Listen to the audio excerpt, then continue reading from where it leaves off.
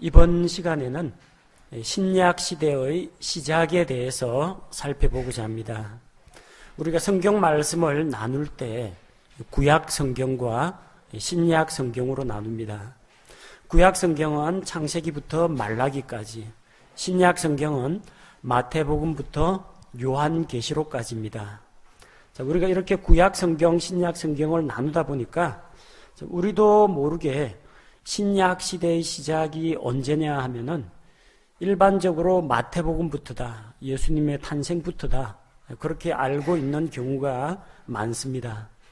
일반 성도들은 물론이고 신학을 공부한 어떤 신학자들이나 혹은 목회자들 가운데에서도 신약 시대의 시작이 언제인지를 잘 모르는 그런 사례들이 종종 있습니다.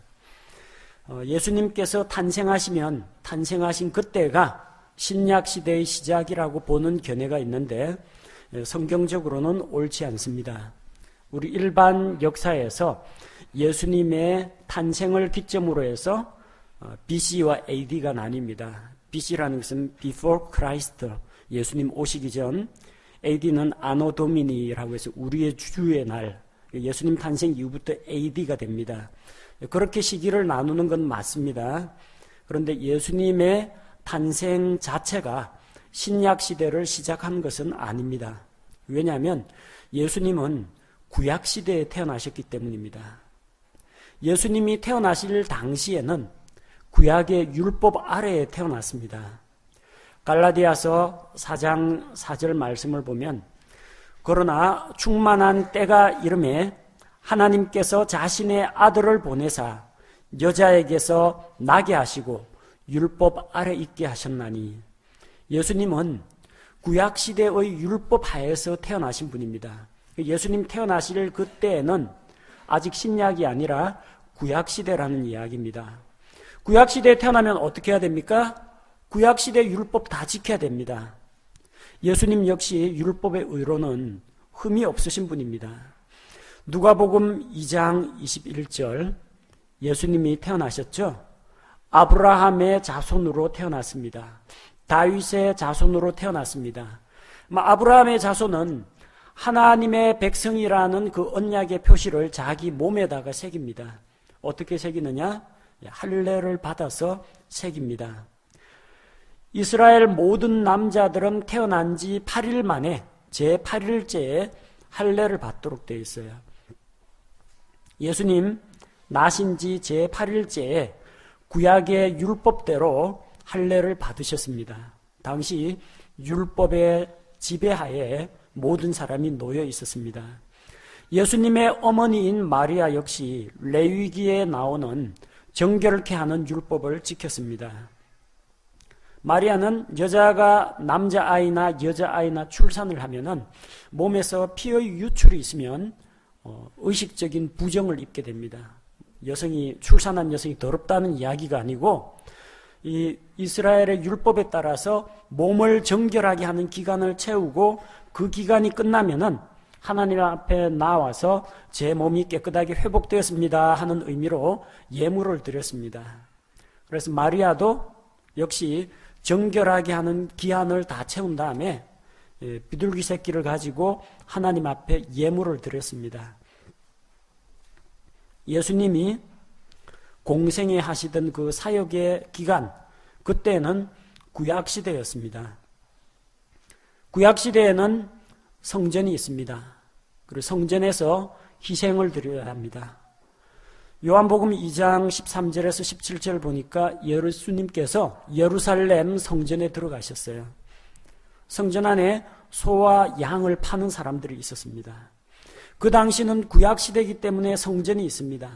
구약의 절기들을 다 지켜야 됩니다. 예수님께서도 명절을 지키기 위해서 유월절날 올라가셨습니다. 명절 장막절이면은 가셨습니다. 예수님도 율법에 있는 요구사항들을 이행하셨습니다. 또한 예수님께서 나병 환자를 말씀의 능력으로 고쳐주셨습니다. 고쳐주신 다음에 주님께서 병이 나은 그 사람에게 뭐라고 하셨습니까? 가서 제사장에게 너희 몸을 보이고 그리고 모세가 명한 예물을 드려서 그들에게 증거가 되게 하라고 했습니다. 문둥병의 규례를 살펴보면 어떤 사람이 나병이 들었는데 이 나병으로부터 정결하게 되면은 제사장이 검사를 해야 됐습니다. 이게 완전히 회복된 것인지 검사를 하고 그 사람은 자기가 나았다라는 것을 제사장에게 인정을 받으면은 하나님 앞에 예물을 드렸습니다. 그러면은 그 사람은 이제 더 이상 나병 환자가 아니고 이스라엘 공동체 안에서 같이 살 수가 있습니다. 예수님께서 직접 말씀하셨어요. 하나님의 아들이신 그분께서 내 말이면 다 되니까 그냥 가라. 그렇게 하지 않으시고 가서 제사장에게 너희 몸을 보이고 모세의 율법에 나오는 예물을 드리라고 했습니다. 이걸 보면은 이 시대는 아직까지 구약 시대라는 것을 알 수가 있습니다. 누가복음 16장에는 지옥에 간 부자와 아브라함의 품이라고 불리는 낙원에 간 나사로의 이야기가 나옵니다. 부자가 눈을 들어서 보니까 저 건너편에 아브라함의 품에 안겨 있는 나사로가 보입니다. 지옥이 어디 있어요? 땅 속에 있습니다. 건너편에 낙원이 있습니다. 그 사이에 큰 구렁텅이가 놓여 있어요. 예수님 사역하던 그 당시에는 낙원이 지하에 있었습니다. 그러니까 부자가 나사로를 볼 수가 있죠. 낙원이 저 하늘에 있으면은 부자가 이 땅 속에서 지구 표면을 뚫고 저 우주 공간 너머에 있는 낙원을 무슨 재주로 볼 수 있습니까? 그 당시는 낙원이 땅속 낙원이었어요. 신약 시대는 바뀝니다.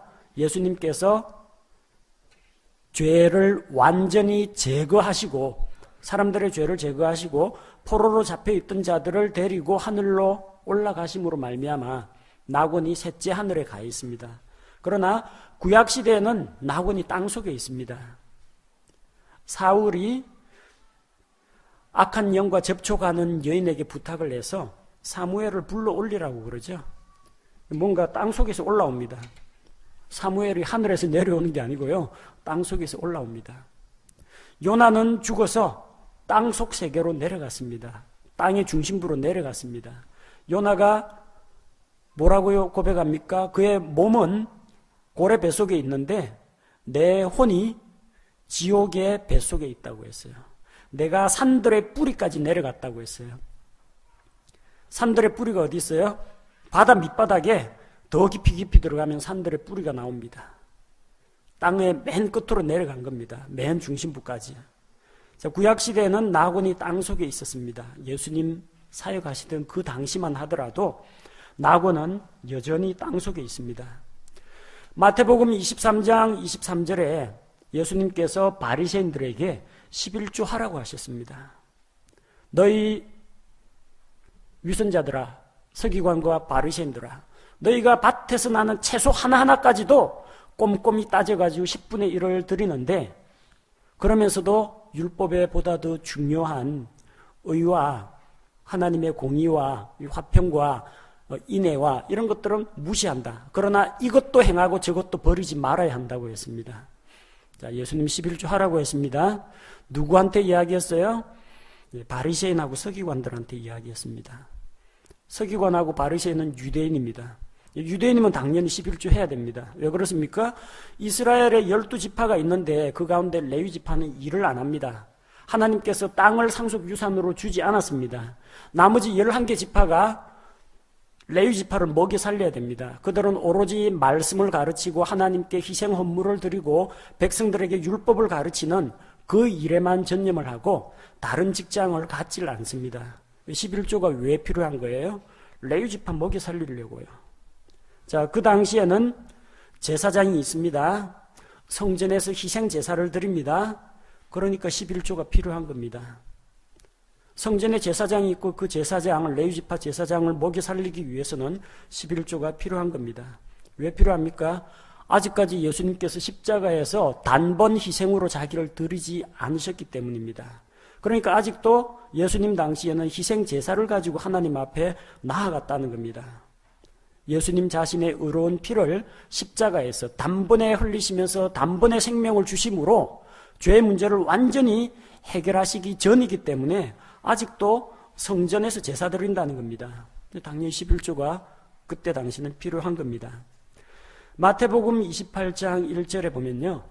예수님을 십자가에서 내려다가 무덤에 장사를 지냈어요. 여인들은 예수님의 몸에 바를 향품을 안식일 이전에 이미 예비를 했습니다. 근데 무덤에 사흘 동안 가지를 못합니다. 왜 못 갑니까? 예수님 십자가에서 돌아가시고 시체 내려가 장사하고 저녁 되니까 그때부터 유월절 잔치가 시작됩니다. 명절입니다. 안식일입니다. 유월절 안식일 때문에 못 갑니다. 유월절 바로 다음 날부터 누룩 없는 빵을 먹는 무교절 절기가 시작됩니다. 안식일이라서 못 갑니다. 그 다음 날 딱 보니까 토요일 안식일입니다. 못 갑니다. 사흘 동안 무덤을 못 갔어요. 그래서 안식 후 첫날 이른 새벽에 향품을 가지고 예수님의 무덤에 나아갔습니다. 왜 안식일에 못 갑니까? 지금 구약시대입니다. 안식일 율법을 지켜야 됩니다. 그렇기 때문에 이 여인들이 향품을 가지고도 예수님의 무덤에 갈 생각을 못했던 겁니다.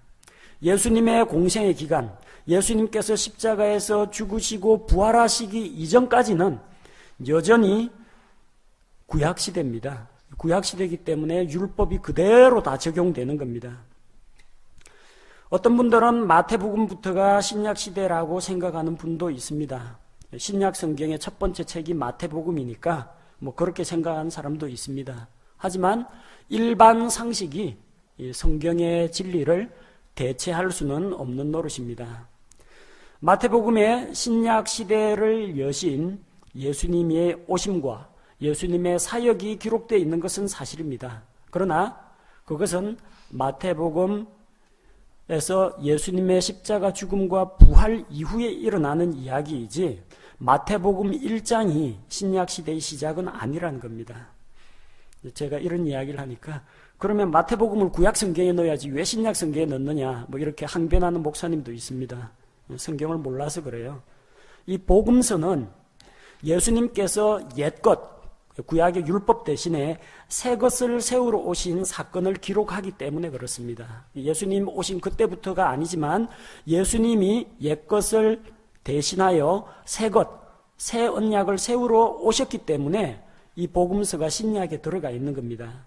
히브리서 10장 6절에서 7절에 보니 죄로 인한 번제 헌물과 희생물들은 주께서 기뻐하지 아니하시나이다.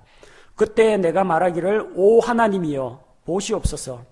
두루마리 책에 나에 대해 기록된 바와 같이 내가 주의 뜻을 행하러 오나이다 하였나이다 하시느니라.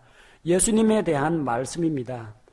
죄로 인한 번제 헌물과 희생 헌물들은 하나님의 공의를 만족시키지 못했습니다.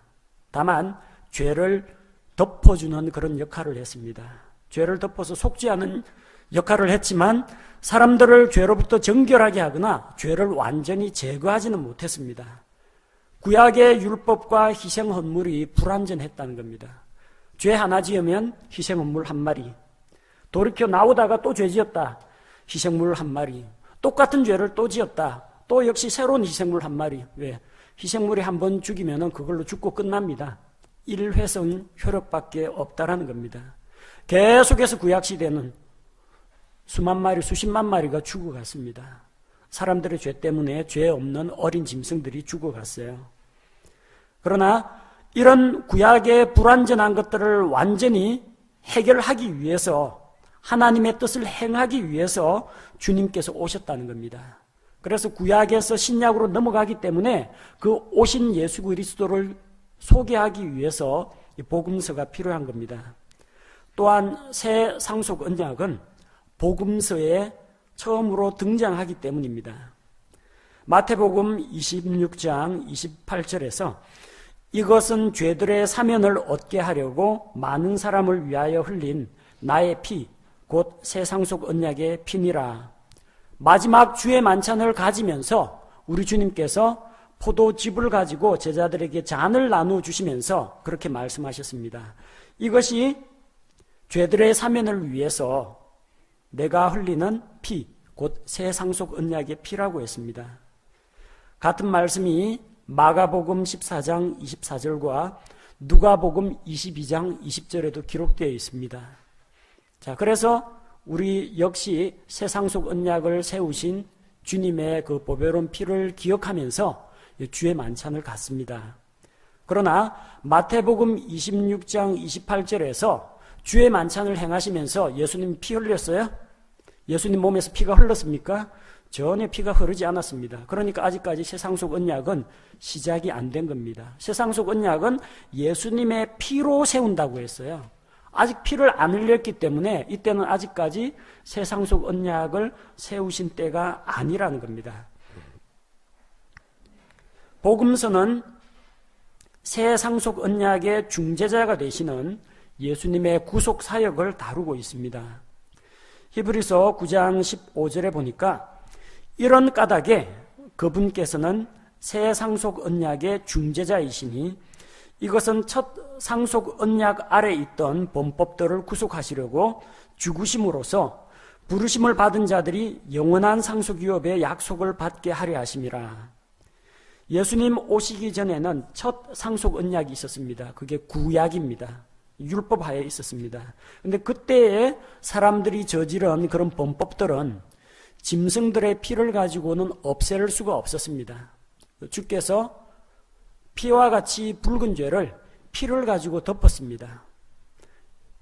벽에 하얀 페인트 칠해놨는데 누가 이거 크레파스 갖고 낙서를 하죠. 그거 없애려면 어떻게 합니까? 하얀 페인트 갖고 덧칠해버리면 됩니다. 그와 마찬가지로 피와 같이 붉은 죄를 주님의 보배로운 피로 칠해버렸어요. 이는 죄를 덮는 것입니다. 죄를 주님의 짐승의 피로, 그 희생물의 피로 사람들의 죄를 덮었습니다. 근데 짐승들의 피는 영구하지가 못합니다. 하나님께서는 예수 그리스도의 피로 말미암아 단번에 피 흘려 죽으심으로 말미암아 예수님의 피로 죄를 완전히 제거했습니다. 출애굽기 34장 7절에 보면은 내가 그들의 범법을 용서는 하되 그러나 거기에서 그들이 깨끗함을 얻지는 못한다고 했습니다. 그들의 죄에서 깨끗하게 되지는 않았습니다. 덮어두었을 뿐입니다. 그러나 요한복음 1장 29절에서 예수님을 소개할 때 뭐라고 소개합니까? 보라, 세상 죄를 지고 가는 아닙니다. 개역성경에 지고 가는으로 되어 있는데 지고 가는이 아니라 세상 죄를 제거하시는 하나님의 어린 양이라고 했습니다. 예수님의 피는 단순히 죄를 덮어주는 역할만 하는 것이 아니라 근본적으로 죄를 제거를 합니다. 그래서 옛 상속, 첫 상속 언약 아래에 있던 그 범법들을 완전히 이제 구속하신 겁니다. 자기의 죽으심으로 말미암아. 어떻게 해야 첫 상속 언약에서 그 다음 새 상속 언약으로 넘어가느냐? 그분이 죽어야 된다는 이야기입니다. 그래서 예수님의 사역과 죽으심과 부활이 기록되어 있는 복음서가 신약 성경에 들어가는 겁니다. 마태복음 1장 1절이 신약이라는 이야기가 아닙니다.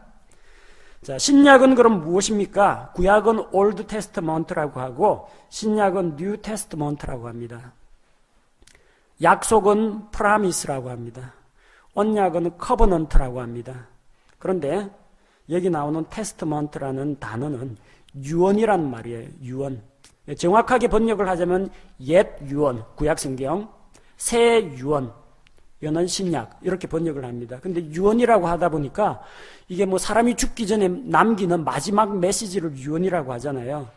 그래서 이걸 일부에서는 뭐 새 유언이라고 번역하는 사람도 있습니다만 그냥 유언이라고 하면 죽기 전에 남기는 말이라는 말만 들어가지 그 죽으면서 우리에게 주시는 상속이 있다는 거, 하늘에 속한 상속이 있다는 그걸 놓치게 됩니다. 그래서 유언이라고 번역을 하지 않고 상속 언약이라고 번역을 합니다. 구약은 옛 상속 언약이고요. 신약은 새 상속 언약이라고 합니다. 새 상속 언약의 내용이 무엇입니까? 구약 시대에는 성전이 있었고 율법이 있었고 제사장이 있었습니다. 희생물이 있었습니다. 하지만 우리가 본 말씀처럼 희생물과 헌물과 번제 헌물은 주께서 기뻐하지 않는다고 했습니다. 그래서 주님께서 하나님 아버지의 뜻을 행하러 오셨어요. 그분께서 첫째 것을 제거하시면 둘째 것을 세우려 하심이라 했습니다. 첫째 것이 뭐예요? 율법이에요. 구약시대의 율법입니다. 옛 상속 언약입니다. 그거는 제거가 되고 둘째 것, 두 번째로 오는 새 상속 언약을 세우겠다고 했습니다. 그리고 예수 그리스도의 대신 속죄를 믿음으로 받아들이는 자들이 영원한 상속 유업을 받게 된다는 겁니다. 상속받는 게 있다는 거예요. 하늘에 속한 모든 영적인 복들을 우리가 상속받습니다. 하나님의 성품을 물려받습니다. 죄사함을 받습니다. 기도응답의 특권을 받습니다. 양자되는 축복을 받습니다. 또한 영원한 천국을 약속받습니다. 하늘나라 시민임을 인정받습니다. 많은 복들이 우리에게 있는데 이 상속물을 예수님께서 우리에게 주신다는 거예요. 그래서 상속 언약이요 상속 유언이라는 겁니다. 물려받는 게 있으니까요. 어떻게 해야 그걸 받습니까? 예수님 살아있을 때는 이거 안 주셨어요. 예수 그리스도께서 십자가에서 죽으시고 피 흘리시고 자기의 의로운 피를 하늘나라에 있는 지성소로 가지고 올라갔어요. 하나님이 계신 곳으로. 그리고 아버지 앞에 하나님의 공의 앞에 자기 피를 바쳤습니다. 저 사람들이 죄인이지만 대신 내가 저 사람을 대신해서 죽으니까 이 피를 받으시고 저 사람은 나를 믿는 저 사람은 용서해 주십시오. 그렇게 해서 믿는 자들에게 하늘에 속한 상속 유업을 우리에게 주신다는 겁니다. 이런 까닭에 그분께서는 새 상속 언약의 중재자라고 했습니다. 그래서 부르심을 받은 자들이 영원한 상속 유업의 약속을 받게 하려 하십니다. 이렇게 기록하고 있습니다. 지금은 우리가 신약 시대라고 합니다. 왜 신약입니까? 새 상속 언약이 선포되었고 새 상속 언약이 집행이 되고 있기 때문입니다. 상속 언약은 피로 세웁니다. 첫 번째 상속 언약은 짐승의 피로 세웠습니다. 히브리서 9장 18절에서 20절 말씀을 보면 하나님과 이스라엘 백성 사이에 언약을 세웠습니다. 하나님으로부터 율법을 받고 이제 하나님의 백성이 되겠습니다. 율법을 행하겠습니다 하고 그들이 모두 하나님 앞에서 약속을 했습니다. 하나님께서도 너희가 내 명령을 지켜 행하고 내 법도에 따라 행하면 너희가 나의 백성이 될 것이다. 나의 특별한 보물이 될 것이다. 제사장 왕국이 될 것이다. 출애굽기 19장 5절 6절에서 약속을 주셨어요. 그리고 백성들에게 하나님과 이스라엘 백성 사이가 피의 언약으로 맺어졌습니다. 이러므로 첫 상속 언약도 피 없이 봉헌되지 아니하였나니 모세가 율법에 따라 온 백성에게 모든 훈계를 말한 뒤에 어떤 피를 썼어요? 송아지와 염소의 피를 물과 주홍색 양털과 우슬초와 함께 취하여 그 책과 언약의 말씀이 기록된 책과 온 백성에게 뿌리며 이르되 이것은 하나님께서 너희에게 명하신 상속 언약의 피라 하였습니다. 여기서 벌써 상속 언약의 피가 나오죠. 첫 번째 상속 언약도 피로 세웠습니다. 희생물의 피를 가지고 세웠습니다. 마찬가지로 새 상속 언약도 피로 세워집니다. 예수님의 피로 세워집니다. 예수님께서 제자들과 함께 마지막 주의 만찬을 가지실 그 당시에는 아직 십자가에서 피를 흘리시기 이전입니다. 예수님의 피가 바로 새 상속 언약을 피운다고 했어요. 새 상속 언약의 피가 새 상속 언약을 세운다고 했는데 바로 그 상속 언약, 상속 유언은 언제 효력이 발생하느냐? 유언한 사람이 죽어야만 효력이 발생합니다. 유언장에 상속 언약을 기록했습니다. 내가 죽고 나거든 나의 피로 말미암아 이 사람들의 죄가 용서받을 것이요, 이런 내용들이 기록됩니다. 일반 우리 사회에서도 상속 유언장 작성합니다. 내가 죽거든 재산 가운데 현금 중에서 얼마는 첫째에게 준다. 그리고 땅은 누구에게 준다. 건물은 누구에게 준다. 유언장 작성합니다. 자녀들 다 보는 데서 작성합니다. 그리고 변호사 통해가지고 공증해가지고 딱 보관합니다. 유언장에 분명히 그렇게 기록되어 있습니다. 언제 받습니까? 유언한 사람 죽어야 받습니다. 유언장이 그렇게 되어 있지 않느냐? 나에게 유산을 배분해 달라 요구하더라도 줄 수가 없습니다. 왜? 아무리 그게 공적으로 천명한 사실이고 공증을 받았어도 유언한 사람이 죽기 전에는 유언장은 집행이 안 됩니다. 히브리서 9장 16절하고 17절에서 다음과 같이 이야기합니다. 상속 언약이 있는 곳에는 또한 반드시 상속 언약하는 자의 죽음이 필이 있어야 하나니 상속 언약은 사람들이 죽은 뒤에라야 효력이 있고 상속 언약하는 자가 살아있는 동안에는 아무 힘이 없느니라. 예수님께서 새 상속 언약 신약 시대를 세운다고 했습니다. 자기의 피로 세운다고 했습니다. 제자들에게 세우겠다고 말씀하고 그 상징물인 포도즙을 다 돌렸습니다. 하지만 신약 시대는 아직까지 오지 않았습니다. 왜 오지 않습니까? 상속 언약을 한 예수 그리스도께서 십자가에 피 흘려 죽어야만, 유언은 유언한 자가 죽어야만 효력이 있습니다. 그래서 예수님께서 약속대로, 구약 성경의 약속대로 그분께서 제자들에게 말씀하신 그대로 십자가에 달려 피 흘려 죽으심으로 말미암아 상속 언약이 효력을 발휘하게 됩니다. 요약해서 이야기하자면은 우리 신약 시대는 새 상속 언약의 시대입니다. 새 상속 언약의 시대는 이제 우리가 더 이상 율법 아래 있지 않다는 겁니다. 하나님 앞에서 이런 율법을 지킴으로 그 앞에 나아가는 것이 아니라는 겁니다. 오로지 예수 그리스도께서 십자가에서 흘리신 보배로운 피의 공로를 믿고 우리가 구원을 받습니다. 예수님의 피로 말미암아 영원한 생명을 누립니다. 새 상속 언약 안에 많은 선물들이 들어가 있습니다. 하나님을 아버지라고 부를 수 있게 됩니다. 아들로서의 특권을 누리게 됩니다. 그리스도와 함께 고난을 당하고 그리스도와 함께 하나님의 보상을 받게 됩니다. 하늘에 있는 모든 영적인 복들이 우리의 것입니다. 하나님의 무한한 자원들을 사용할 수가 있습니다. 기도를 하면 아버지께서 들어주십니다. 예수님으로 말미암아 의롭게 되었습니다. 예수 그리스도 안에서 영원한 생명을 누리고 있습니다. 하나님과의 관계가 끊어졌던 영이 다시 태어났습니다. 우리 혼이 지옥의 불 속에서 고통을 당하지 않고 믿음의 결국 곧 혼의 구원을 받았습니다. 우리 몸은 영광스러운 주님의 재림과 함께 몸의 구속을 기다리고 있습니다. 새 상속 언약 안에는 이렇게 많은 상속물들이 유언으로 기록되어 있습니다. 이거 언제 받습니까? 유언하신 예수님이 죽어야 이걸 받을 수가 있습니다. 예수 그리스도께서 십자가에서 피 흘려 죽으심으로 말미암아 그리고 부활하시고 승천하셔서 자기 피를 하나님 앞에 드림으로 말미암아 바로 그때부터가 신약 시대의 시작입니다. 그러니까 복음서를 신약 시대라고 보시면 안 됩니다. 예수님이 이 땅에 오신 것을 신약 시대라고 보시면 안 됩니다. 예수 그리스도께서 십자가에서 피 흘려 죽으심으로 말미암아 새 상속 언약의 시대가 시작이 됩니다. 그러고 나서 사람들이 율법에서 해방됩니다. 은혜의 법 아래에 있습니다. 제자들이 이제 더 이상 제사장 찾아가서 양, 소 끌고 가지 않습니다. 예수 그리스도의 피를 믿는 믿음으로 죄를 자백함으로 바로 죄의 용서를 받습니다.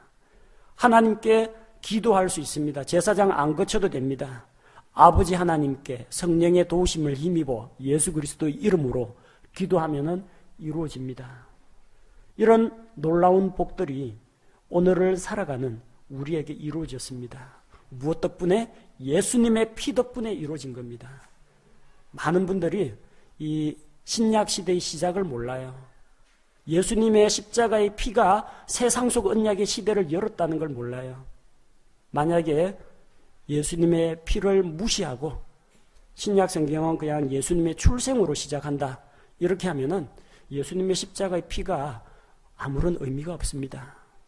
우리에게 중요한 것은 예수님이 우리를 위해 오시고 사람의 몸으로 태어나신 것도 중요하지만 그분은 왜 왔습니까? 죽기 위해서 왔습니다. 우리 죄를 대신해서 죽기 위해서 오신 분입니다. 그래서 우리는 이 성경에서 구약 시대와 신약 시대를 나누는 그 경계선이 어디냐? 예수님의 십자가의 피를 기준으로 구약과 신약이 나뉜다는 거 반드시 기억해야 됩니다. 요걸 분명히 하면요, 나중에 성경을 읽을 때 오해할 부분들이 상당 부분 해소가 됩니다.